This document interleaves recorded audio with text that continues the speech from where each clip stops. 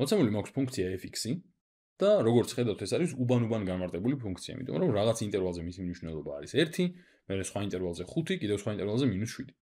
ახლა მე ორი რამ მაინტერესებს აი ამ fx-ის. პირველი რაც მაინტერესებს არის განსაზღვრის არე. რა არის ამისი განსაზღვრის არე? ახლა დავფიქრდეთ. ეს პატარა ინტერვალები სინამდვილეში არის განსაზღვრის არეები, ხო? განსაზღვრული არის აი აქ 0-დან 2-ის ჩათვლით, 2-დან 6-მდე, 6-ის ჩათვლით და მერე 11-ის ჩათვლით, ხო? ეს რას ნიშნავს? განსაზღვრის არე რა არის საერთოდ?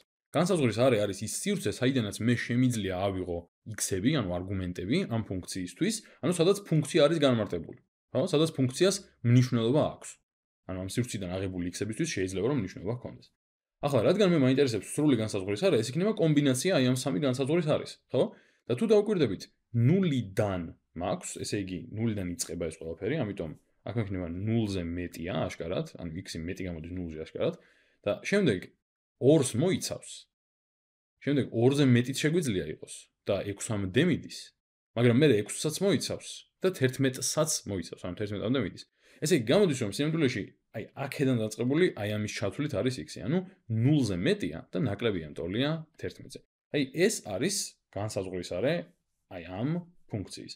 ესე იგი, ხო, მოდი მივაწერ ესეთ რაღაცას. მივაწერ ყველა ნამდვილი მნიშვნელობისთვის.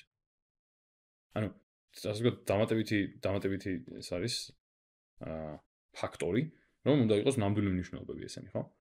ახლა მოდი ვიპოვოთ, გარდა ამისა, ვიპოვოთ მნიშვნელობათა არე.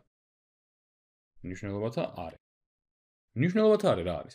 მნიშვნელობათა არე არის ყველა შესაძლო მნიშვნელობა, რომელიც შეიძლება მიიღოს ფუნქციამ.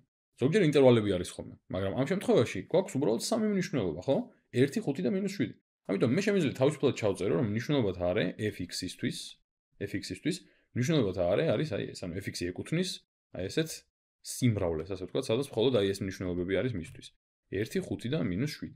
ან მეორენაირად უფრო არამათემატიკურად შეგვიძლია ჩავწეროთ, რომ fx-ი ტოლი არის 1-ის, 5-ის ან -7-ის. ორივე ვარიანტში ინფორმაცია მაინც ერთი და იგივეა, რომ სამი შესაძლო მნიშვნელობა აქვს სულ fx, ეს არის 1, 5 და -7.